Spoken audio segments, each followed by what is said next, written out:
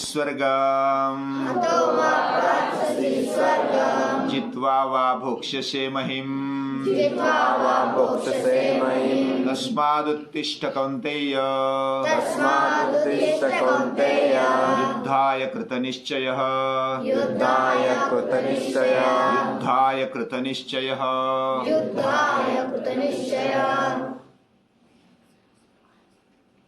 बचपन में मेरा शरीर तगड़ा नहीं था, बहुत ही छोटा था, हाथ पांव काड़ी जैसे थे, काड़ी यानी बहुत ही बारीक थे, और पेट बड़ा माथा बड़ा, उसको मराठी में मूर्धुष रोग बोलते हैं। और कुपोषित जैसा रहता है ना, कुपोषित वैसा ही मेरा शरीर था। लेकिन मेरे माता पिता पूजनीय दादाजी के सानिध्य में आ गए और उन्होंने घर में प्रार्थना और सूर्य नमस्कार शुरू करवा दिए। 1-2 साल हो गए थे, लेकिन मैं ज़्यादा करता नहीं था। पिताजी करते थे, माता भी करती थी, तो मैं भी थोड़ा बहुत करता, नीचे आता ऊपर जाता। और 1978 में 10 फरवरी 1978 में मैं भाव सौरभ चला गया। पूजनीय दादाजी की संस्था है, जीवन प्रज्ञा विद्यालय उसका नाम। और मैं तब 5वीं पास और 6ठी में था, यानी वो 7वीं पास के आगे लेते थे, लेकिन शुरुआत ही थी। यानी भाव सौरभ पूजनीय दादाजी की संस्था ही 10 फरवरी 1978 को शुरू हो गई। तो शुरुआत में थोड़े कम ज्यादा उम्र वाले भी आए थे, तो पूजनीय दादाजी ने ले ही दिए थे। तो हमारे माता पिता भी स्वाध्याय परिवार में जुड़ गए थे। तो पूजनीय दादाजी ने बोला कि आपका लड़का है तो रख दो उसको, छोटा है तो भी रख दो, कोई बात नहीं। मैं सबसे छोटा था। तो कुछ दिन उधर जो शेड्यूल होता था उसमें मैं तो उठता था, सूर्य नमस्कार भी करता था, लेकिन आलस्य आता था सूर्य नमस्कार में। तो कुछ दिन चले गए, कुछ महीने चले गए, आलस्य गया नहीं था। फिर भी उठना तो पड़ता था, बाकी उठ जाते तो उठना तो पड़ता ही था, और सूर्य नमस्कार भी करता था। 1-2 राउंड हो जाते थे। पूजनीय दादाजी कुछ महीनों बाद, पहले दिन भी आए थे, 2-3 दिन ठहरे थे। जब भी उधर आते 2-3 दिन ठहरते, कुछ अपना अपना काम भी निपटाते, और हमारे साथ भी बैठते, कहानी बताते, और मिलने के लिए भी आ जाते। वैसे दोपहर में हम एक दिन बैठे थे, भोजन के बाद बैठे थे। मैं पढ़ रहा था थोड़ा बहुत, और बाकी भी अपना अपना काम कर रहे थे। कोई पढ़ रहे थे, कोई अपना अपना कपड़े धोना या तो कुछ साफ सफाई करना, ऐसा कर रहे थे। मैं बैठा था एक कोने में, और नीचे पथारी डालकर पेटी साथ में, और मैं बैठा हुआ। उस समय पूजनीय दादाजी अचानक आ गए। अभी हमें बताया गया था कि अचानक भी आ गए तो भी अपना अपना काम करते रहना, आगे पीछे इधर उधर मिलने के लिए नहीं जाना, आपके पास आ जाएंगे। तो पूजनीय दादाजी, मैं कोने में था तो डॉर्मेट्री में उधर आ गए, और पूजनीय ताई जी भी थी। और ताई जी ने बोला कि ये जो बच्चा है ना, ये रोती सूरत वाला है, यानी इसका जो चेहरा है ना वह रोने जैसा दिखाई देता है। तो मैं तो और रोने की जैसी सूरत मेरी हो गई, क्योंकि ताई जी ऐसे बोली तो मैं और खजील हो गया। यानी कि मुझे और लगा कि अरे बाप रे, ये क्या हो गया, मेरी सूरत ऐसी है। मैं तो फिर जाने के बाद फिर आईने में देखा, और बाद में पूजनीय दादाजी ने बताया कि ये पुंजा पाटिल है ना, उनका बेटा है। तो उनकी चर्चा चल रही थी, वो चले गए। लेकिन तब से मुझे ऐसा लगने लगा कि मेरी सूरत ऐसी क्यों, मेरा शरीर दुबला है, पतला है। तो बाद में पूजनीय दादाजी बैठे साथ में, और पूजनीय दादाजी को मैं तो पूछने की हिम्मत नहीं कर सकता था। मेरा जो साथीदार था ना, उसको मैंने पूछने के लिए बोला कि अगर शरीर तगड़ा करना है, अच्छा बनाना है, तो क्या करना चाहिए। तो पूजनीय दादाजी ने भीम की कहानी बताई थी और सूर्य नमस्कार का महत्व बताया था। और पूजनीय दादाजी खुद तब 108 सूर्य नमस्कार डेली निकालते थे उस समय। और बहुत ही, यानी बचपन से जब वो पाठशाला में थे, उस समय से लेकर के पूजनी दादाजी सूर्य नमस्कार 108 निकालते थे। और दाल रोटी अपने आप बनाना, वो तो हमने देखा दादाजी के चरित्र में।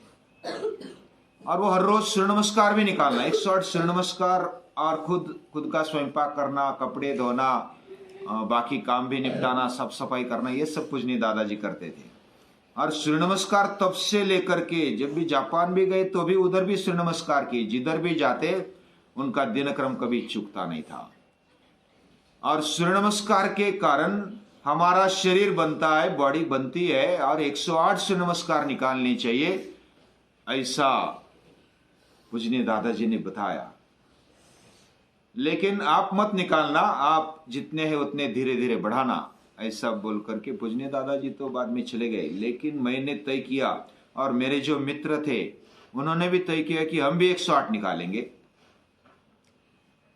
तो हर रोज एक राउंड बढ़ाना शुरू कर दिया। हम समझो 5 बजे बाकी लोग उठते थे तो हम 4:30 बजे उठ जाते थे, और 4:30 बजे उठकर मेरे 2 मित्र और मैं क्लासरूम में चला जाता।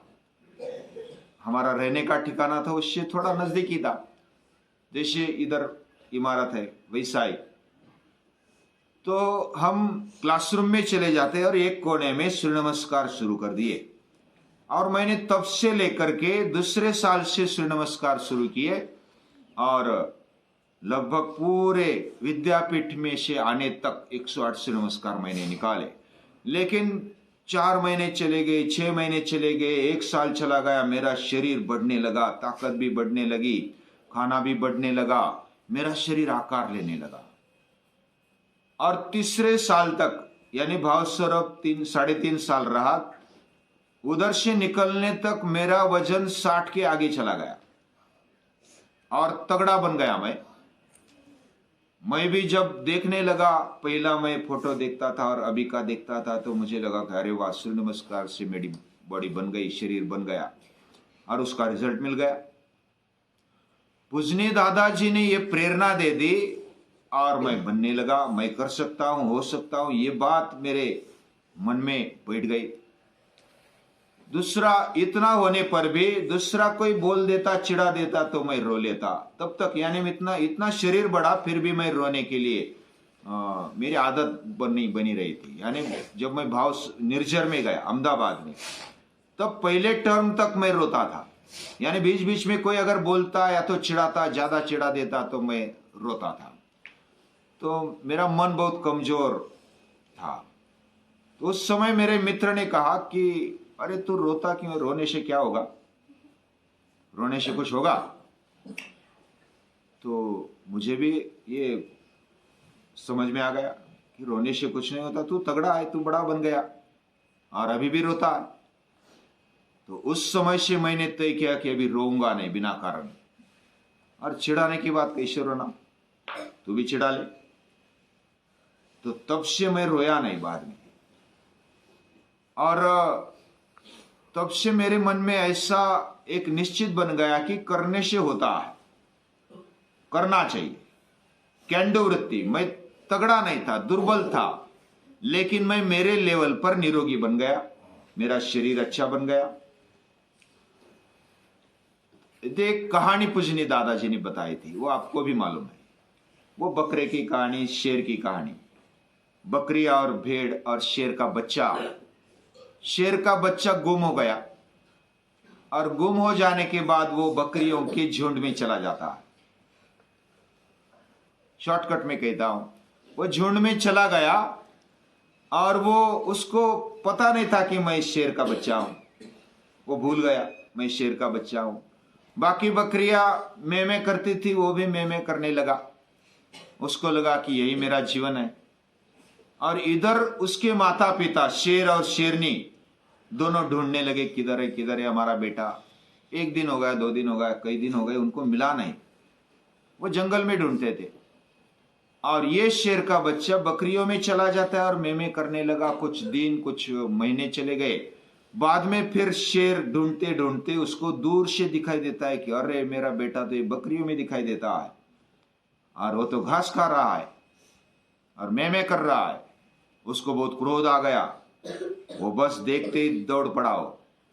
दौड़ पड़ा तो बकरियों ने देखा कि शेर भाग रहा है हमारे पीछे। बकरियां भागने लगी, शेर का बच्चा भी भागने लगा, वो भी बे करने लगा। वो शेर के बच्चा होते हुए भी वो इतना दौड़ता कि अभी मर गए। बाकी बकरियां भी मैं करते करते भाग गए। वो बोलने लगे कि अभी शेर छोड़ेगा नहीं, मारेगा, मार डालेगा हमें। ऐसा चर्चा कर रही थी, वो भाग रही थी, उनकी भाषा में चर्चा कर रही थी। शेर का बच्चा भी भागने लगा, उसको भी पूरा सबसे आगे भागने लगा। वो तो दौड़ में आगे था ना। तो फिर शेर ने पूरा स्पीड बढ़ाया अपना, और बाकी बकरियों की लगा कि अभी गए काम से। वो बकरियों में जाकर के आगे चला गया और उसका गर्दन पकड़ा तो वो मैं करने लगा। उसको पकड़ कर लेकर आए, शेर लेकर आया सरोवर के किनारे, पानी के किनारे। उसको दिखाया कि देख तेरा चेहरा क्या है, कौन सा है तेरा चेहरा। बोला कि अरे बाप रे, मैं तो आपके जैसा ही दिखता हूं। वो तो लट करने लगा, थर करने लगा, अभी गया काम से। तो पानी में दिखाया तो सचमुच मेरा चेहरा और आपका चेहरा समान ही दिखाई देता है। तो मेरा बेटा है इसलिए तो समान दिखाई देगा। फिर बताया कि मैं गर्जना करता हूं, अभी तू भी गर्जना कर ले, दहाड़ लगा दे। तो शेर ने गर्जना की तो पूरे जंगल में उसकी आवाज दी। तो वो छावा है ना, वो भी गर्जना करने लगा, उसने भी दहाड़ लगाई। वो पहले तो मैं करने लगा, लेकिन बाद में दहाड़ लगाई तो उसको भी आ गया, क्योंकि वो शेर का ही बच्चा था। तो उसने दहाड़ लगाई। शेर ने बोला कि फिर से एक बार लगा, तो फिर से एक बार लगाई। फिर वो थर कम हो गया। अरे मैं तो आपके जैसा हूं, मैं आपका बेटा हूं। इसको समझ में आ गया कि मैं दहाड़ लगा सकता हूं, मैं करना मेरा काम नहीं। तो ये जो कहानी बताकर पूजनीय दादाजी ने बताया कि हमारी परिस्थिति भी वैसी है। हम शेर के बच्चियां हैं, और शेर के बच्चे होकर के मैं करते हैं, दुर्बल बन जाते हैं। मैं नहीं कर सकता हूं, मैं क्या कर सकता हूं, मैं किस खेत की मूली। ऐसा समझने वाली वृत्ति ये हम में डेवलप होती है। आई कैन डू, मैं कर सकता हूं और कर सकता हूं, ये बात उस छावे के ध्यान में आ गई। अमृतस्य वै पुत्राः, लोळ तेजाचा छावा मी चैतन्याचा। मैं तेज का गोला हूं, इस चैतन्य का मैं छावा हूं। मैं क्यों मैं करूं, क्यों मैं दुर्बलता से रो। ऐसी वृत्ति खड़ी होनी चाहिए। और पूजनीय दादाजी ने बताया कि जैसे हम मैं करने लगते, अपने आप को दुर्बल समझते हैं, कुछ नहीं करते हैं, और इसलिए और दुर्बल बनते जाते हैं। मैं शेर हूं, शेर का बच्चा हूं, मैं शूर हूं, वीर हूं, मैं कर सकता हूं, मैं बन सकता हूं। यह बात पूजनीय दादाजी ने बताई, केवल बताई नहीं, प्रेरणा दे दी, और हम खड़े हो गए। बहुत सारे स्वाध्यायी परिवार में बहुत सारे कुटुंब खड़े हो गए। मेरे में वह शक्ति है जो पूरे चराचर को चलाती है। ऐसी शक्ति मेरे अंदर है, और ऐसी शक्ति होने पर मैं क्यों डरूं। मेरे साथ, मेरे पास शक्ति आ जाती है, हिम्मत आ जाती है। शेर हाथी को भी मारता है। हाथी कितना बड़ा होता है, इतना बड़ा हाथी होने पर भी शेर उसको मारने की हिम्मत करता है, मारता भी है। हालांकि वो पीछे से मारता है, लेकिन मारता है। तो क्या है उसमें। वैसा अगर गिना जाए तो हाथी का वजन भी ज्यादा है, हाथी की ताकत भी ज्यादा है। अगर सूंड में आ जाएगा ना शेर, उसको पटक देगा तो वो मर जाएगा शेर। लेकिन शेर, उसमें शक्ति मर्यादित है, फिर भी हिम्मत है। और हाथी को ऐसा लगता है कि अरे ये तो मारेगा, तो वो दौड़ने लगता है। शेर, छोटे शेर को देखकर हाथी भागने लगता है। क्यों भागने लगा? उसको लगता है कि मैं शिकार हूं, मुझे खा जाएगा ये। और हिम्मत बड़ी बात होती है, हिम्मत करके आगे बढ़ना चाहिए। शेर हिम्मत करता है, आगे बढ़ता है, कितना भी बड़ा क्यों ना हो, वो अटैक करता है। इसलिए वो राजा है, the lion, the king of jungle. वो जंगल का राजा है। राजा क्यों बन गया? नाभिषेको न संस्कारः सिंहस्य क्रियते वने स्वयमार्जित सत्वस्य स्वयमेव मृगेंद्रता। वह खुद अपना अपना राजा है, हम भी राजा। हमारे अंदर लड़ने की शक्ति है। और अर्जुन को बोलते भगवान श्री कृष्ण, हतो वा प्राप्स्यसि स्वर्गम तू हरेगा तो मरेगा तो स्वर्ग मिलेगा, और जीतेगा तो जित्वा वा भोक्ष्यसे महिम, जीतेगा तो पृथ्वी मिलेगी। तस्मादुत्तिष्ठ कौन्तेय, हे कौन्तेय, हे अर्जुन उठ जा, युद्धाय कृत निश्चय, युद्ध का निश्चय कर ले और उठ जा। हमारे जीवन में भी हम उठे, ऐसे पूजनीय दादाजी बताते हैं। उनका जीवन एक विशेष है, अभ्यास करने जैसा है, छोटी छोटी बातें हैं, लेकिन हमें जगाने के लिए, हमें उठाने के लिए वो प्रेरक है। ऐसे पूजनीय दादाजी को